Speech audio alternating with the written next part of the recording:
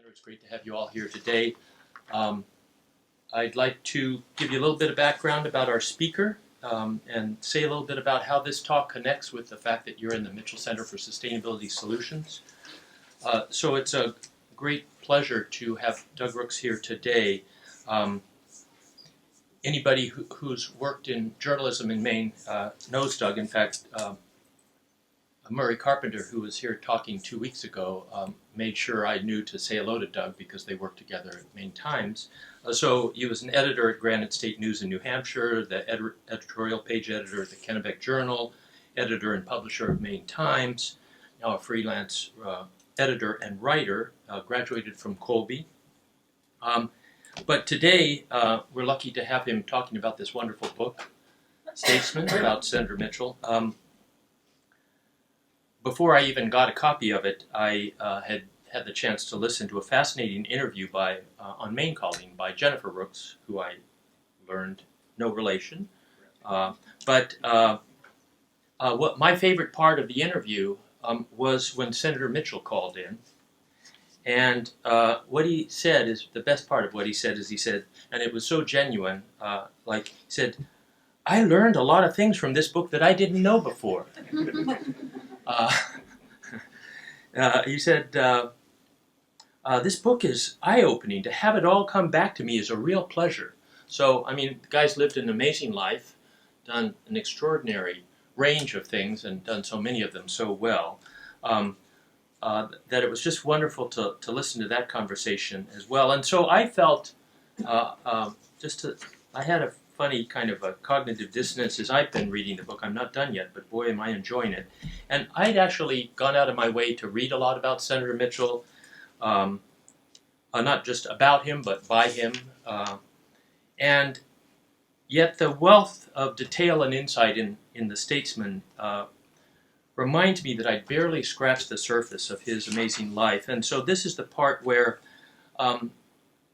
we're here in this Center for Sustainability Solutions, in large part because this has been one of the big things that Senator Mitchell has worked on his entire life, or at least his life of public service. And I knew about this because I read this book, World on Fire, that he wrote, amazingly enough, in 1991 when he was Senate Majority Leader. I can't quite picture exactly how busy you are as Senate Majority Leader, but the idea that you write a book in your spare time is just hard to fathom.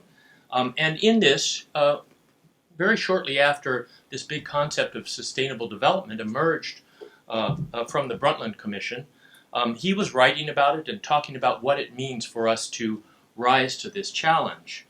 So I thought, wow, way back, right as that concept was kind of surfacing. But then I read Statesman, and in it, I'm reading about when Senator Mitchell was running for office. I'll let anybody but those of you who are really in the know. What's the only campaign that Senator Mitchell lost from the audience? No, that's insider. Sorry, nice try. Ringer. Anybody else? Senator Mitchell running for office, losing once. Anybody? Okay, you get it. Governor. What year? Maine. Year? 1974. Bingo. Okay, so in 1974, as you'll read early in this book, and again, those are things I thought I knew a bit about, but didn't begin to know everything.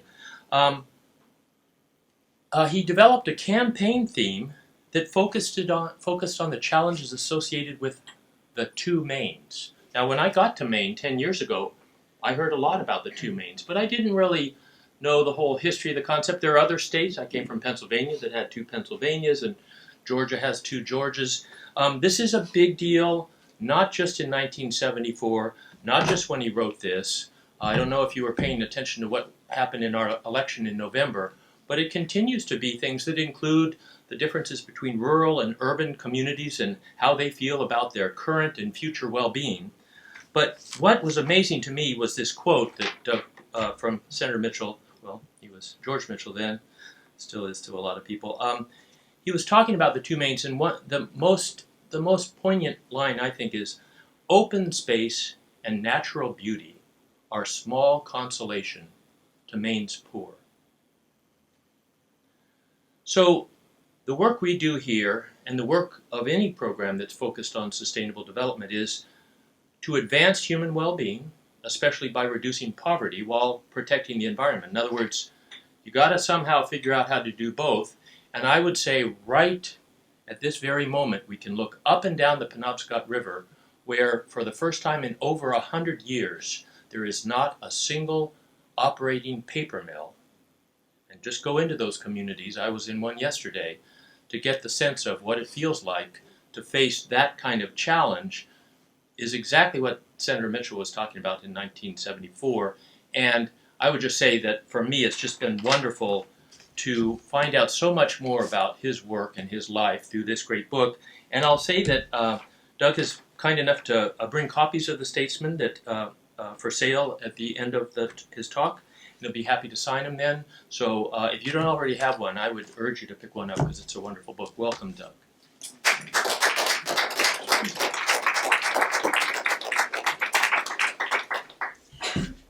Thank you, David. When I was asked about what I wanted to talk about, you have a vast resource. It's quite a long book, quite a bit longer than I ever intended to write, but the guy just keeps doing things and doing different things. But I'm going to go to what I could still consider to be the heart of the book, which is the Senate years.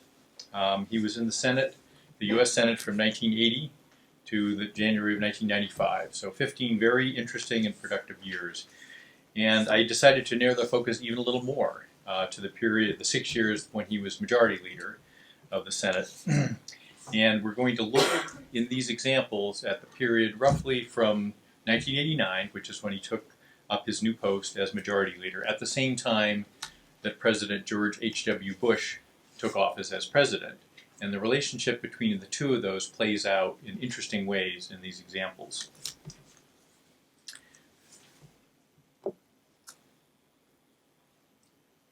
The title, as you're seeing here, is Building Consensus on Taxes, the Environment, and War. When George Mitchell's work as U.S. Senate leader, a negotiator, or a diplomat is discussed, his abilities in building consensus often come up.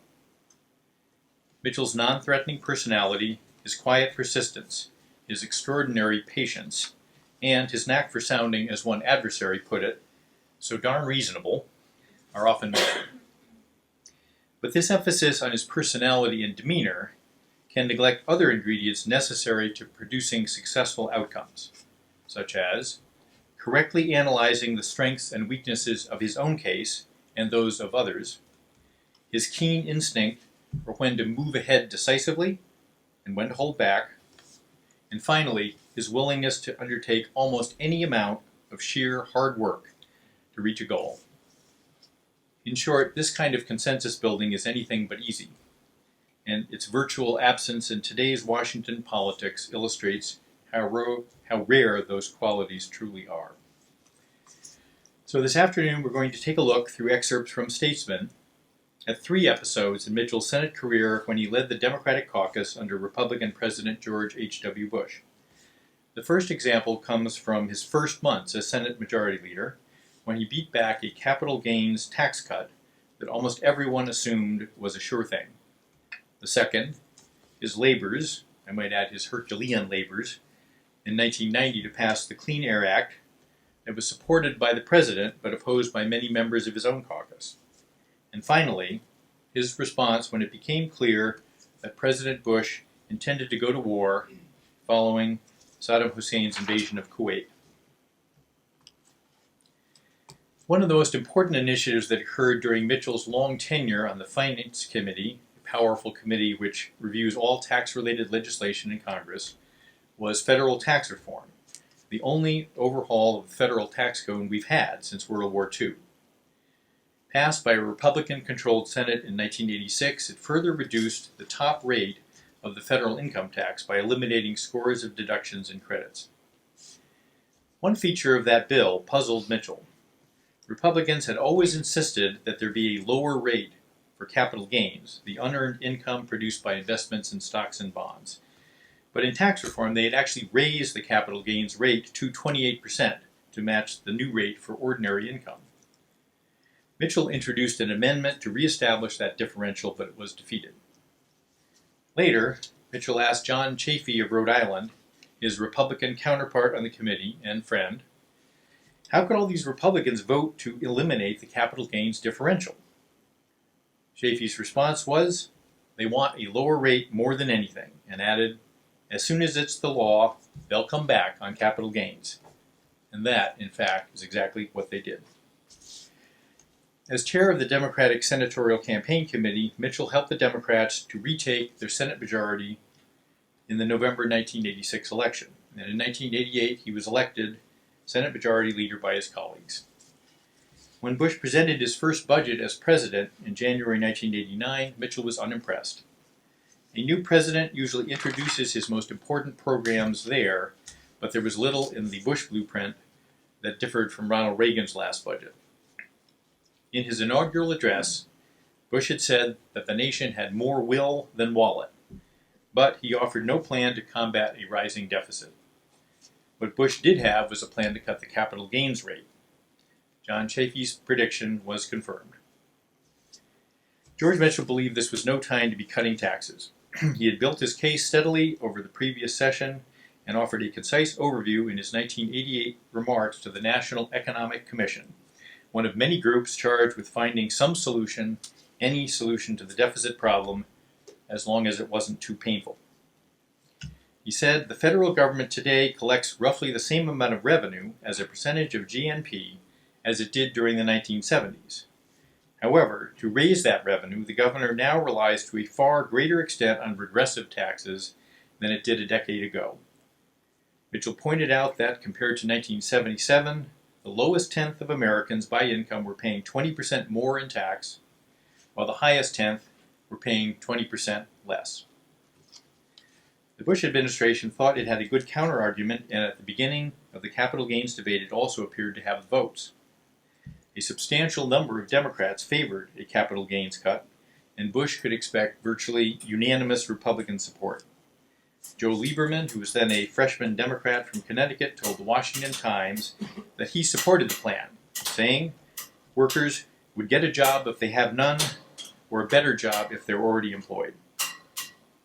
Bob Rosen, who was Mitchell's Finance Committee staffer, commented in a memo to his boss that this is the case of a new senator, unfamiliar with the economic argument in Washington since 1981, who is a sucker for arguments about the great things that will happen if the rich don't have to pay taxes.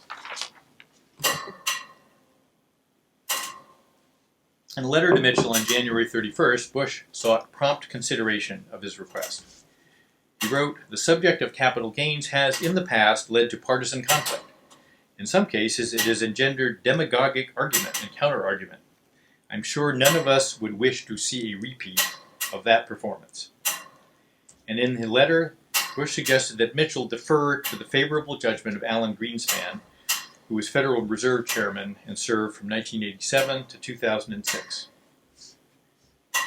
Bush's trump card involved studies that showed cutting the capital gains tax did increase revenue.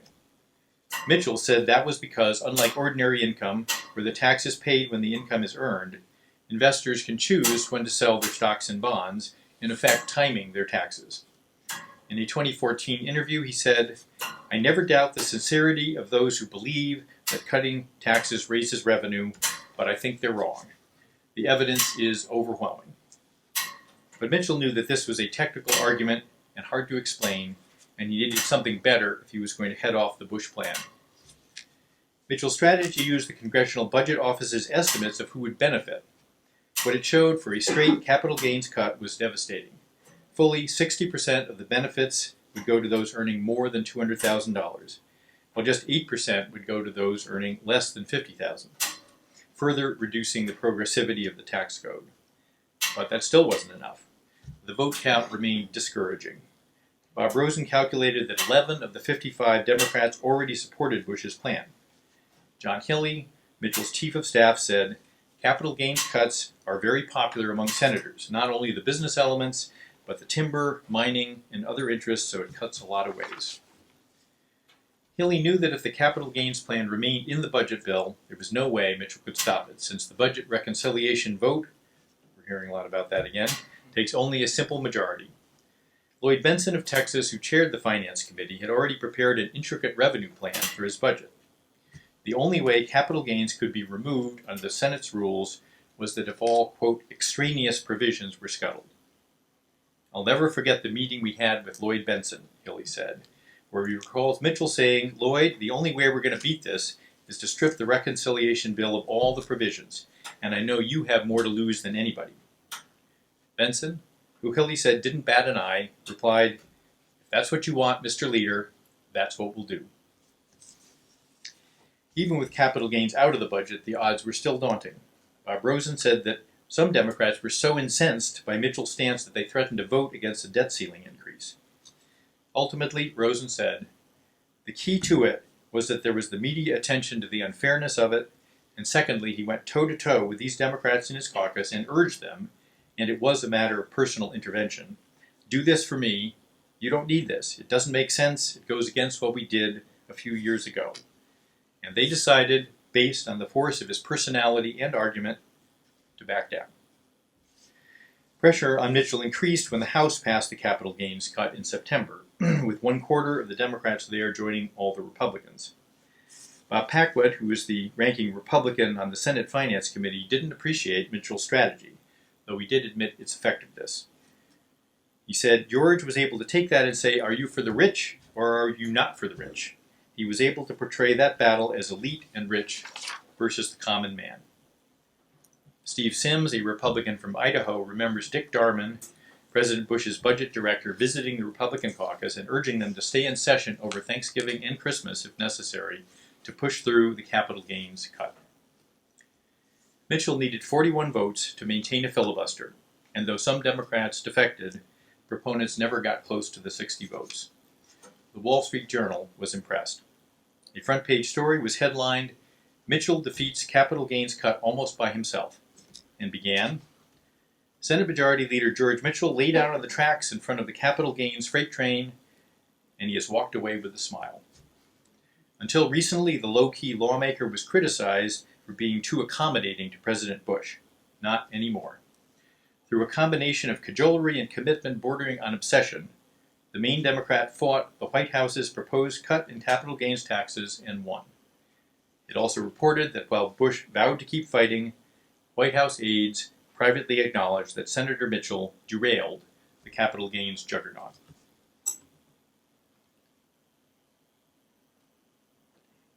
Now we'll consider the Clean Air Act. As 1989 wound to a close, Mitchell, who had been working on clean air issues since he joined the Senate in 1980, made a final push for an essentially new law building on the great achievement of his mentor, Ed Muskie, 20 years earlier. Resistance was a lot greater than it had been in Muskie's time, and Mitchell realized that presenting clean air just as an environmental issue might not be enough to create momentum. His environmental policy aide, Kate Kimball, said, opposition was centered in the petroleum and the chemical industries and in the auto industry, but it touched every major industry in almost every state. And by this time, elected officials were generally neutral or hostile. Only a small group really wanted it to happen. Mitchell began to hold hearings on and gave speeches about the health effects of dirty air. Mitchell's second book, World on Fire, published in 1991, focuses on the environment, and one effective chapter summarizes testimony from a clean air hearing on February 3, 1987, under the title, Unsafe for Human Health. He said, I would argue in the present circumstances the EPA cannot afford to wait for more precise research data on the adverse effects of acid air pollution on the lungs. Considerations of cost and benefit pale, I think, when they are applied to the health of children. Any parent who sat by the bedside of a child with asthma would hardly consider cost-benefit issues. In his memoir, Mitchell praises George Bush's courageous decision to break with the environmental policies of the Reagan administration. In other contexts, Mitchell was much less flattering about Bush's role. In World on Fire, he painted quite a different picture. He wrote, Mr. Bush had proclaimed himself the environmental president. His speeches were filled with the rhetoric of the Green Movement. But But when it came to real action, to specific legislation, the Bush administration's deeds did not match the president's words. In my office, as we hammered out the Clean Air Bill, word by word, line by line, there was no environmental rhetoric for the president's men. Their concern was the cost to industry, the auto industry, the oil industry, steel, chemicals, coal, utilities. We can't do this. It will cost too much. We can't do that. Industry can't afford it. I sometimes wondered if they had read the environmental president's speeches. Publicly, however, Mitchell was usually careful to praise Bush. The first step, as always, was to shape the bill in committee, starting with Mitchell's environmental subcommittee. Though he had passed the chairmanship on to Max Baucus of Montana, Mitchell remained intensely involved. Senator John Breaux of Louisiana was impressed with Mitchell's ability to go one-on-one with Boyden Gray, Bush's White House counsel, initially the administration's chief negotiator. Mitchell, he said, was a strong pusher to keep that thing going. I remember many, many meetings when we were regulating sulfur dioxide emissions, and Boyden Gray was calling for less and less regulation. And George was very strong in helping keep that deal together. Had it not been for him, it would have fallen apart. The committee's bill, reported out in November 1989, was even stronger than Mitchell had hoped, and by design. In his memoir, he said, "We all knew that the Senate committee bill would be the high water mark, and that we would have to compromise it down with the White House." The strategy made sense, though the committee bill wound up encouraging unrealistic ideas about what could be accomplished. Mitchell had created impetus through his emphasis on health, and it helped persuade his key partners on the committee, Baucus as chairman, and Republicans John Chafee and David Durenberger, who he said were both moderate Republicans, both very strong for protection of the environment, and both extremely significant participants in the clean air revisions. The link with health, he said, was nearly indisputable, and said it's become increasingly obvious that health and the environment are inextricably and deeply interrelated. I don't see how any reasonable person can dispute that premise. History is pretty clear that some of the most dramatic and devastating of ancient plagues and epidemics were the direct result of poor sanitation, particularly the absence of clean water. And the same is true of clean air.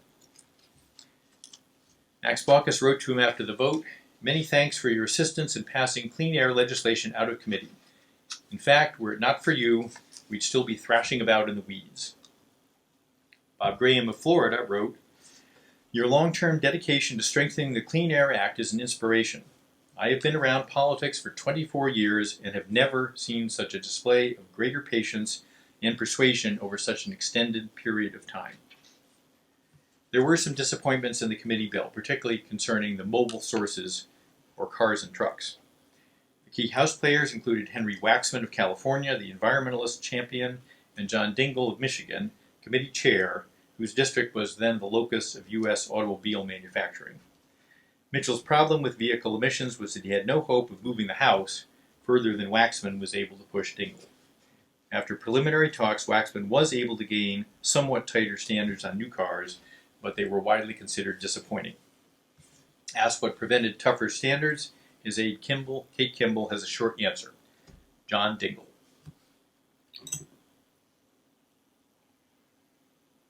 Drafting the Clean Air Act was arduous, Kimball said. It was a group thing. After a while, it was hard to say where the language had come from. The back and forth between subcommittee and committee, House and Senate, and the administration could be dizzying. It was all a team effort, she said, but the teams kept changing. Kimball noticed that Mitchell took a different approach from his staff in decisions about what provisions made it into the bill and which were scuttled. The staff's perspective was, we need to get the air clean enough, and they bristled at any amendments that reduced that possibility. Mitchell had a different standard, she said. Is it better than current law? If it was, he was generally willing to make concessions and move on. The bill that the committee sent to the floor was strongest on reductions from power plants and less effective on vehicle emissions. It would have been an enormous advance on existing law, but Mitchell soon found himself under attack from an unexpected source, the environmental groups that had applauded his work ever since he came to the Senate. As majority leader, Mitchell was used to having his every move subjected to scrutiny and criticism. But this hurt. The most prolific attacks on him came from the Sierra Club and the Natural Resources Defense Council, but he was not exempted by groups in Maine. And he said, I think the only time in my life I ever got a full headline across the top of the Portland Press Herald front page, he said, was when a group of state environmental commissioners, including Maine's Dean Marriott, held a press conference to attack Mitchell over the bill. When it ultimately passed, in some ways stronger than the one the Senate had first considered, things turned around. The real irony is the next year, after we got the bill done, they all appointed me Man of the Year, he said. They gave me trophies and plaques, and I'd go and speak to their groups just so they could tell me how grateful they were. The same groups that just the year before had vilified me. Republican Whip Alan Simpson, often far to the right of Mitchell and somewhat to the right on clean air, sympathized. He said, I came out of a negotiating session at 2 o'clock in the morning, and this group was there, the real greenies, and there were also some rape and ruin guys there too, but this was a circle of greenies, and they were saying, we're going to make them pay. When Simpson asked who they meant, they said, we're going to defeat Mitchell and Chafee. Simpson shot back, you must be the dumbest bastards in the whole village. George Mitchell and John Chafee do more for the environment on each side of the aisle than any of you jerks with your 100% purity. If the environmentalist criticism stung, it was their challenge to his political judgment that bothered Mitchell even more. They'd gotten the idea that the committee version was so popular in the Senate it could easily withstand a filibuster. But he said not only could we not get the 60 votes necessary to end a filibuster, we couldn't even get a simple majority. In their view, the only remaining obstacle to a glorious victory was my unwillingness to bring the bill to the floor for a vote. Although no one directly called me a coward, that was the implication.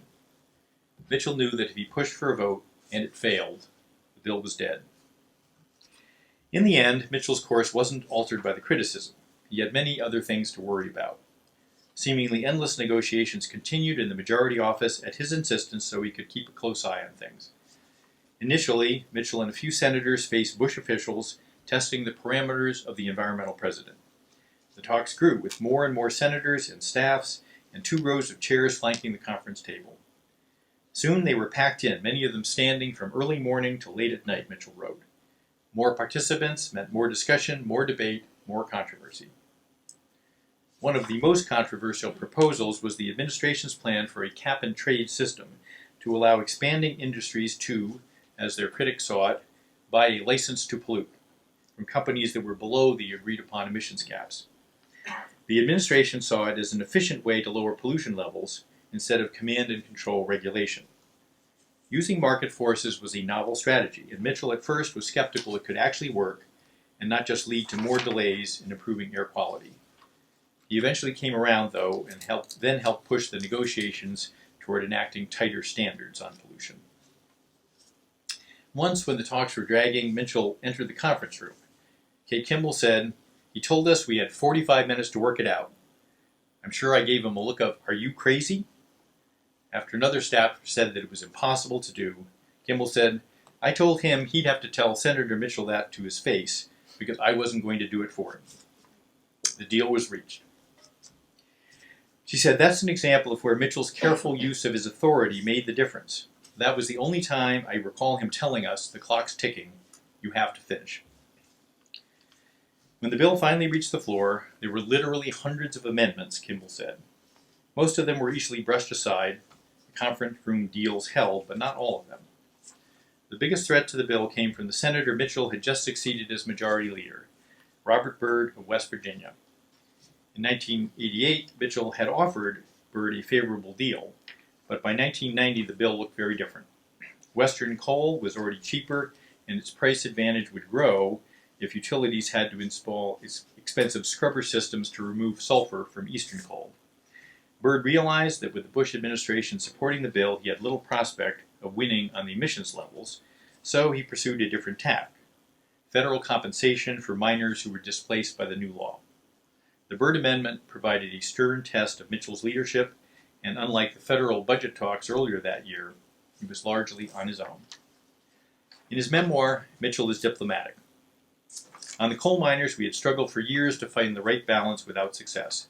Byrd had participated in a few of the negotiating sessions, but unsatisfied with what was on offer, withdrew to enlist the support of other senators and to draft his own legislation. It provided for substantial benefits to coal miners who lost their jobs.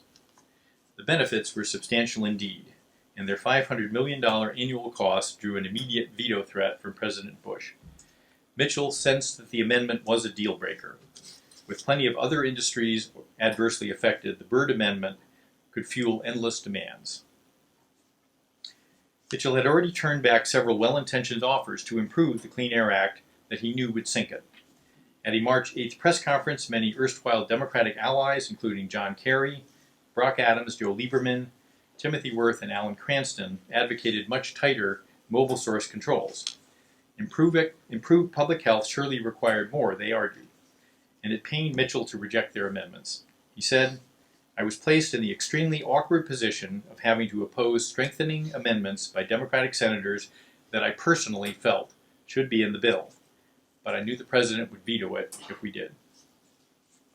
Floor debate on the Byrd Amendment was scheduled for March 29th, and Mitchell said in his memoir, "I woke up with a throbbing headache, a sore throat, and a very runny nose.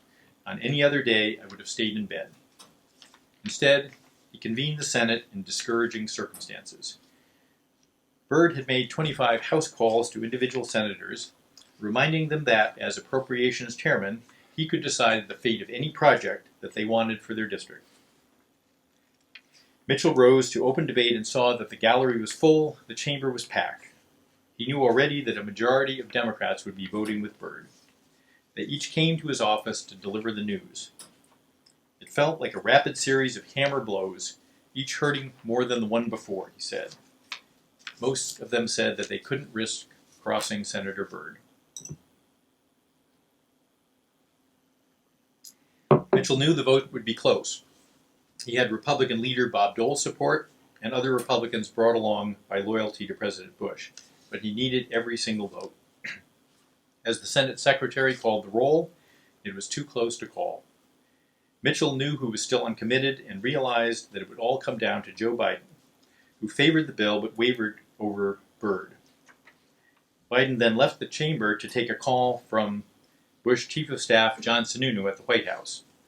When Biden asked, as he then told the Senate, point blank, whether Bush would veto the bill with the Byrd Amendment in it, Sununu guaranteed him that the president would.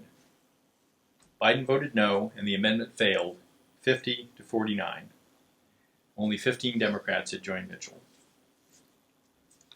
Later that year, the enacted bill went to Bush, who signed it. Along with the acid rain provisions and mobile source reductions, the Clean Air Act set the nation on course to eliminating CFCs, or chlorofluorocarbons, which were then drastically depleting the protective atmospheric ozone layer. It also buttressed the EPA in regulating air toxics and substantially increased enforcement in the non-attainment areas that then included most major cities. His colleagues recognized that Mitchell had done something extraordinary. Republicans were among the most appreciative.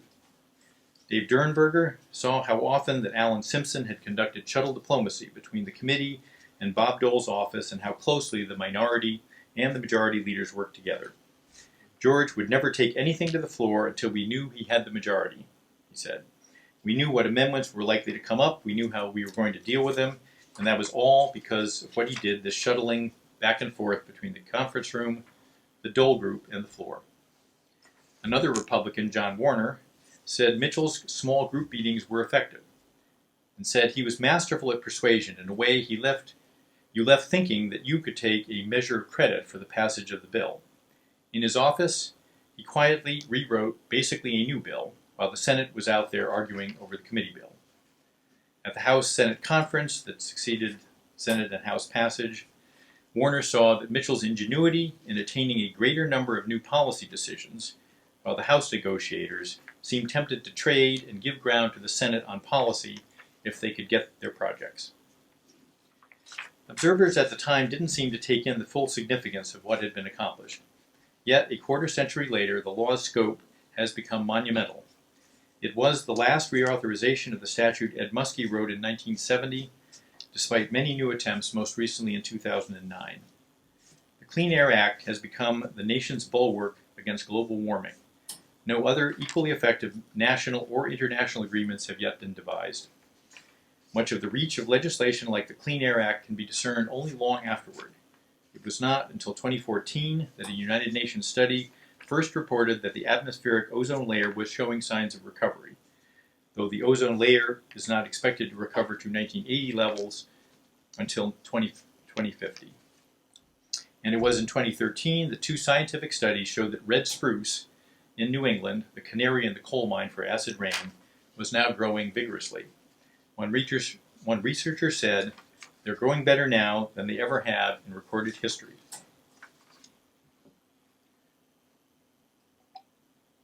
And finally, we turn to issues of war and peace. At the end of 1990, Mitchell faced a major test on foreign policy. The end of the Cold War and the fall of the Soviet Union had unexpected consequences, few more dramatic than Saddam Hussein's invasion of Kuwait on August 2, 1990. At first, the president seemed not to know what to do. His ambassador to Iraq, April Glaspie, had notoriously failed to issue a warning against an invasion when meeting with Saddam 8 days earlier. Democrats in Congress, including Mitchell, believed the Reagan-Bush tilt to Iraq during the seemingly endless war with Iran had emboldened Saddam to enlarge his domain without fearing the consequences. But after the urging of Republicans at home and leaders such as Britain's Margaret Thatcher, Bush decided that his new world order required that the occupation be rolled back. Bush focused first on the UN Security Council building support for an Allied effort to evict Saddam's army. He won a series of resolutions escalating pressure on Iraq, culminating in Resolution 678, approved on November 29th, which authorized the use of force unless Iraq complied with previous resolutions by January 15th, 1991. Bush had already dispatched 200,000 troops to the Persian Gulf, and then he sent 200,000 more. It wasn't clear if Congress would even be involved, inevitable though its vote might seem in retrospect. Mitchell and House Speaker Tom Foley talked about a possible recall of Congress in October, but Bush made no request. Everyone was in uncharted territory. During the Cold War, a military operation of this size was unlikely, but with the Soviet implosion, the United States then had no major military rivals. Americans had fought on behalf of allies in Korea and Vietnam, but it hadn't launched an invasion on this scale since D-Day in World War II.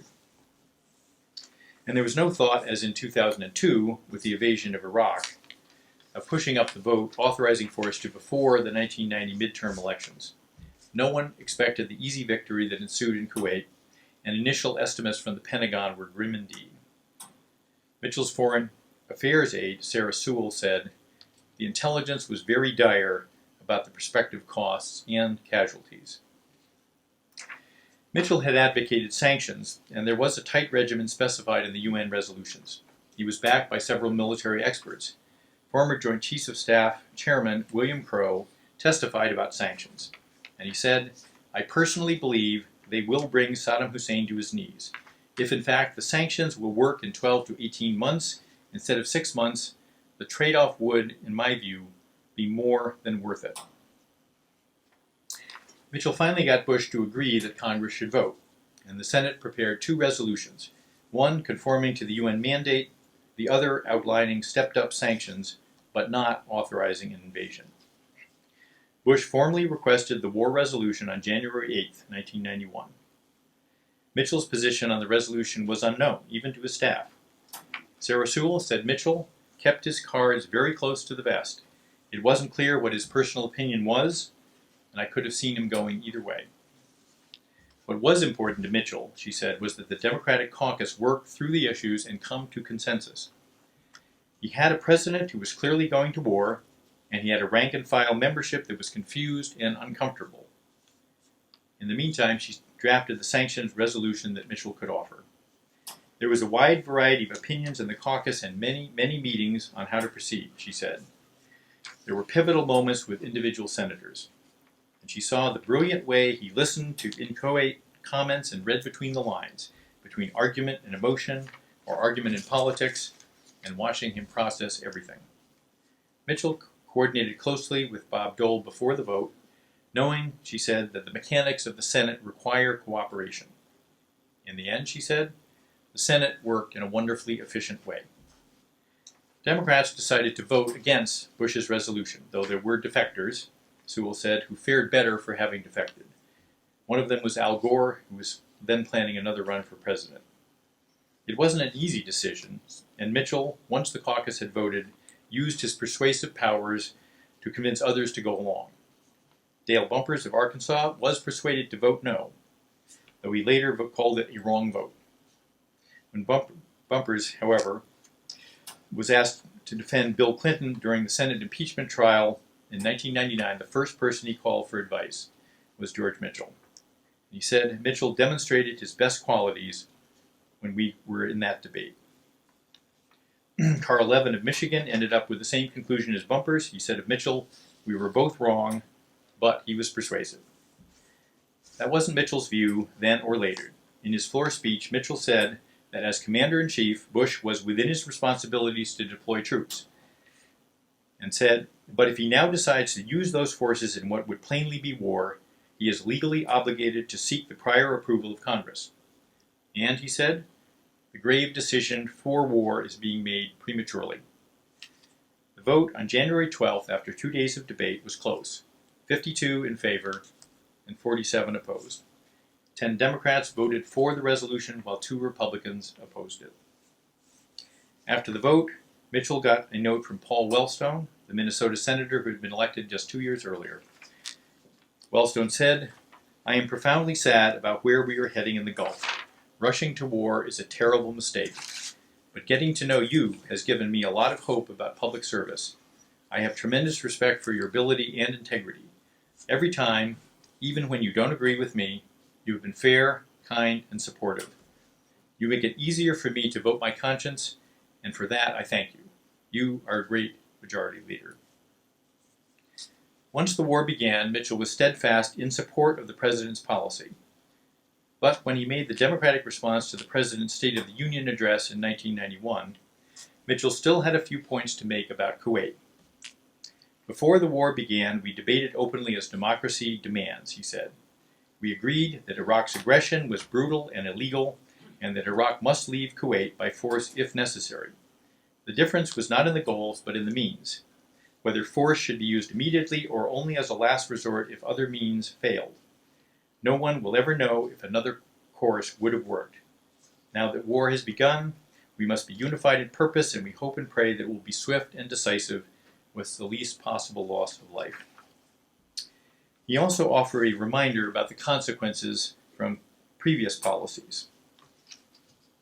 When the war is over, there's one lesson we must never forget. The dictator we help today may turn his weapons on us tomorrow. We can't repeat that mistake. Out of the tragedy of war, we seek a world in which the force of law is more powerful than the force of arms. We seek a world in which justice and human rights are respected everywhere. Students massacred in China, priests murdered in Central America, demonstrators gunned down in Lithuania. These acts of violence are as unacceptable as Iraqi soldiers killing civilians. We cannot oppose repression in one place and condone it in another. Thank you.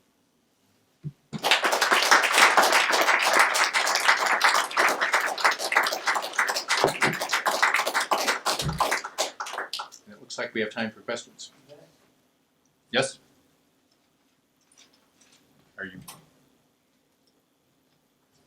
I'm sorry, David, are you moderating? Well, yeah, people Okay. usually stick their hands Oh, okay. and I think they're kind of Well, their let's- wheels are turning. Okay, I should probably say that your questions definitely don't need to be confined to this. I was trying to use examples of how Mitchell worked, but when I do talks, generally speaking, there's a lot of other things people would like to know about this guy. So feel free to ask anything that comes to mind, either about Mitchell or about the book or whatever you might like to know more about. So maybe I'll go first while people are thinking of questions. So in your book, in The Negotiator, his memoir, and in many other observations about his life, this combination of kind of humility, a great patience, deep respect for other viewpoints just comes out again and again. Weird. His political mentor, Ed Muskie, people don't say the same things about him. He had That's many true. skills, Yeah. right? An amazing person, but Yeah. not. Where do you think this came from, and how key do you think it was to his success in these and other efforts? I think that's a tough question to answer because how does somebody become who they are? But with the biography, you can trace it back. And I would mention a couple things that I think were significant in shaping Mitchell, so that he was able to do some of the things he was able to do. You know, unlike some people who are kind of quiet and have a quiet demeanor, he had a very steely inner core. You know, I mean, you might think George Mitchell was being very pleasant, but if you wanted to go in some direction he didn't want to go in, you found out about it immediately. He did it very politely, you know, but he wasn't going to be pushed around. There was no question of that. And I think, you know, part of it was, well, the two things that come to mind right away is his experience in the Army. This is something, I mean, I kind of wondered if he'd served in the Army. I didn't know anything about it when I started researching the book. It turns out he was in the Army for 2 years in a very significant role. He was an intelligence officer for the Army in Berlin. And you have to remember, at that time, the Berlin Wall had not yet been erected. So it was a semi-open city with checkpoints between the borders. And Mitchell's job was to interview, well, he didn't do the interviews, the German-speaking soldiers and civilians interview people, but he had to decide who was going to come in to West Berlin, who was part of the Allied zone, and who was going to be kept out, knowing that if people were turned back, they might not survive.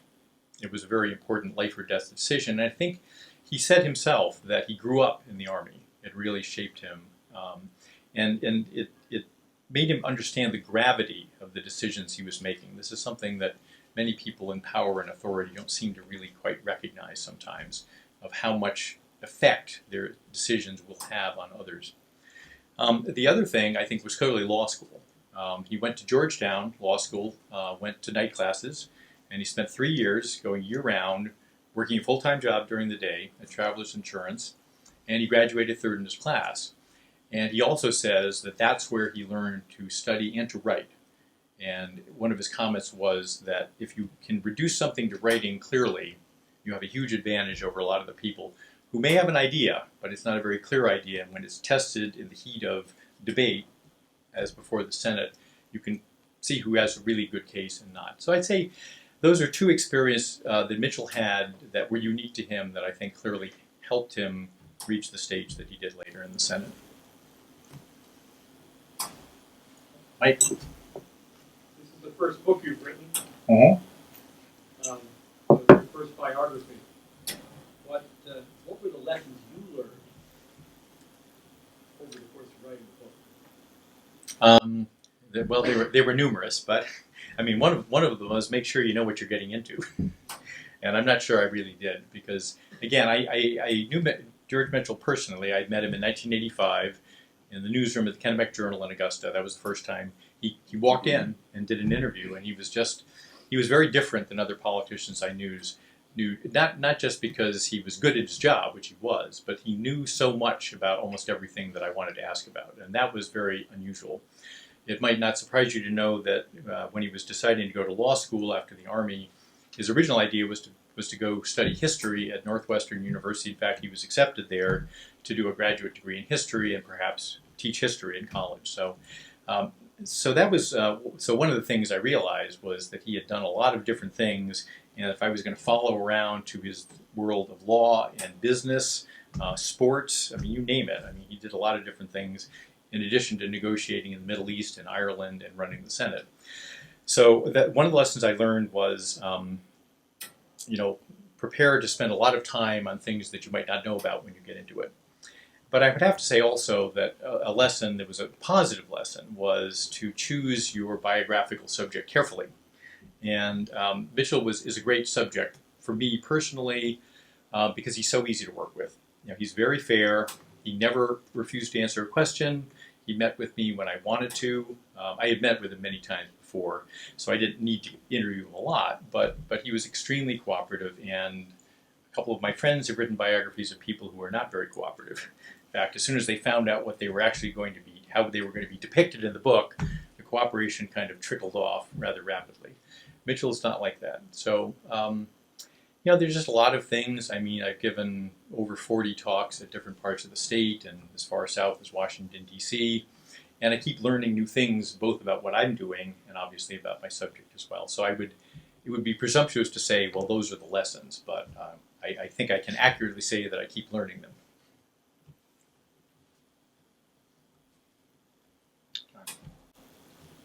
Doug, it's timely for you to talk about Senator Mitchell's leadership abilities and the emphasis on consensus, and talked about his extremely skilled judgment about what's possible. As one of those environmentalists that got reprimanded by the senator at times. Yes, I was one of the people proclaiming licenses to pollute and had a lot of tough discussions with Kate Kimball at times. Yeah. I can say it can be somewhat disempowering for grassroots folks to have someone, always defining what's the possible in politics. Yeah. And yet, historically, he can make a lot of strong arguments, you can, and people in this room, but I remember how much Senator Mitchell loved to say, don't make the perfect the enemy of the good. That was his favorite expression that he liked to use on us. And yet, I can feel there are sometimes, I think, principles that should not be compromised. And that's when you have a person like that, that can kind of confine the political space and what's attainable out there. Yeah, absolutely. I wonder myself. I mean, one of my favorite chapters of the book, probably not the best read because it's pretty dry unless you really like fiscal policy. I wish more people did, because then we would have a better system in Washington than we do now. I mean, it's just utter chaos. But when I went through that, I was very interested. I said, going back, I wonder if George Mitchell, he had just been in the Senate a couple of months, literally, when he was confronted with the Reagan tax cuts in 1981, the first big reductions in federal tax rates that we're really struggling through now because taxes, as he said, have become much more regressive, which means ordinary people, even poor people, are paying a bigger proportion of their incomes than the very wealthy are in taxes. And there's got to be something wrong with that. So my question to Mitchell, and maybe I'll ask him the next time I interview him, I might, is do you still think you should have voted for those tax cuts? Because he did.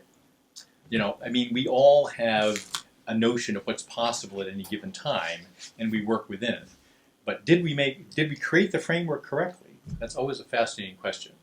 Within that framework, Mitchell was very good, but it is possible that even on the clean air bill, I wonder about cars and trucks. I mean, Americans love their cars and trucks, and they're very dirty compared to what we could have produced. The electric cars that are finally coming into vogue a little bit, those were supposed to be in that Clean Air Act, and they're not. So, it's a fascinating thing to discuss, but I think we all have to go back and decide for ourselves, when is the perfect the enemy of the good, and when you just keep pushing on the good, because, or the perfect, or something closer to perfection than you're being offered. Good question. Linda? This is great and very, very interesting. We have lots of students here today who are thinking about next steps in terms of their careers. And are there parts of what you learned or what you wrote that you might especially recommend to them as they're thinking about how they're going to impact these important issues in the future? Well, if you like a particular policy thing, if you are very interested in the environment, then I read the environmental chapter. The Senate years were so complicated and dense that I ended up doing them by section, basically. Environmental policy, which I quoted from here, was one. The capital gains thing was in the budget section. The war thing, I think, was more about his overall conduct as majority leader. Those would be good chapters to read if you have a focus already. But if you're just wondering how you would ever get from here to there, some of my favorite chapters are frankly the early ones. When George Mitchell was a very young man, very unsure of himself, not really convinced he was even college material, when he got offered a scholarship at Bowdoin College. Those chapters to me are very meaningful because they show, and you can do this with any of what I would consider the great political figures of Maine, Ed Muskie, Bill Cohen on the Republican side. You go back and they had very ordinary lives. These were not people born to wealth and power. And I think, if I have a bias myself, I distrust people born to wealth and power who want to get into the political system and run it. I think there's something reassuring about people like George Mitchell, who came from the very, very bottom economically of society, and how I think they are perhaps better guardians of the common good than others might be. So those are chapters that I reread myself, and they're always pretty big with audiences as well. I think we have time for a couple more. I'd love to get a couple of students involved here. I realize that this is big stuff here, but you must be curious about something about, in the Senate we used to call all the aides say my guy, so I'm going to say you must have some questions about my guy. Yes. I'm kind of curious what his process looked like when you're. I mean, he was in the Senate for 2 months, and he's confronted by this enormous issue. Yes. And, I mean, you have to learn about it. It's not like you know everything. I'm curious what that looked like. He didn't say a whole lot about it. The documentation on the Finance Committee is voluminous when you get to tax reform. That was a huge thing. I mean, he way too complicated here, but he really wanted to reshape the whole way that went. And unfortunately, couldn't even get the Democratic caucus to agree with him. If he had, he might have been able to hold up that bill, because although remember the Democrats were still in the minority at that point, but they had enough votes so that they could have slowed things down. But they were internally divided as well. So I don't know. That's probably why I should ask him, because as I say, he was very inexperienced. I mean, he'd been just a lawyer practicing, and then he was appointed U.S. Attorney for Maine, and then he was federal judge, but only for 6 months, as it turned out. And somewhat very unexpectedly, Ed Muskie decided to leave the Senate to become Secretary of State under Jimmy Carter, and there was this big job opening up. I think Mitchell knew that he had a lot to learn, and he probably listened to some of the other Democrats on the committee to take, but I don't know specifically how he did it. But knowing George, he probably would have listened very carefully to his colleagues who knew more than he did at that point. Yes, sir. So, in a lot of ways, George Mitchell's kind of this, David v. Goliath kind of figure, standing up and fighting for, against these, all these policies that come out, even if he's the only person who really feels that strongly about it. Made a lot of progress and a lot of great work. Is there any takeaway that, reading a story like this, we could apply to our current political situation now, where we are also having, all these problems, all these, political issues coming up? Well, I think the very first thing he'd probably tell you, if he were here, was there's no magic bullet. The system has taken a long time to get to the phase it is. I'm writing another book now, and it's more focused on Maine politics. And I'm going back to things that, as a very young editorial writer in Augusta, I observed. I was close up. I mean, all that stuff in Augusta happened right under my nose. And yet I'm struck with how little, or how many things I didn't understand that were actually going on. So looking to today, what do you do? I think, one of the things that I say is that, young people in Maine, it's a very accessible political system. Consider running for office, or at least volunteering for campaigns, because most of the people, including Mitchell, who got involved in politics back in the day, worked for candidates beforehand. Now, the key difference is, now I think it's more like you work on the campaign, you send a lot of emails, you do a lot of events, and that's it. But the important thing is learning about politics and then applying those lessons. And, frankly, a lot of people, work on congressional staff. It's not as difficult to get on a staff in Maine. You probably would work first in the Maine office, but if you're pretty good or you have an interest in a particular policy, you might get promoted to Washington. And that's where the big deals are still made.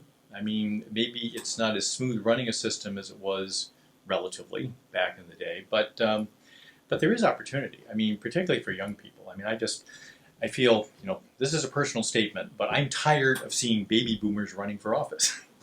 I want us to get off the stage, and yet younger people, who have some experience, and we're talking about people in their 40s, but I realize I have a new state senator, somebody I'm fairly close to myself. She is a Democrat, but she's very, very good. And I said, she's so young. And then I looked at her resume, she's 41 years old. She's not so young. Ken Curtis was elected governor of Maine when he was 35 years old. So I think the baby boom is taking up a lot of space here. We need to maybe you guys need to moving us out of the way and moving in so that we can retire and do what we do well in retirement and not try to run things. So there's a little bit of a challenge. Well, I think we're at 4 o'clock. If you have other questions, feel free to hang around or pick up a book and get it signed. Let's thank Doug again for a wonderful.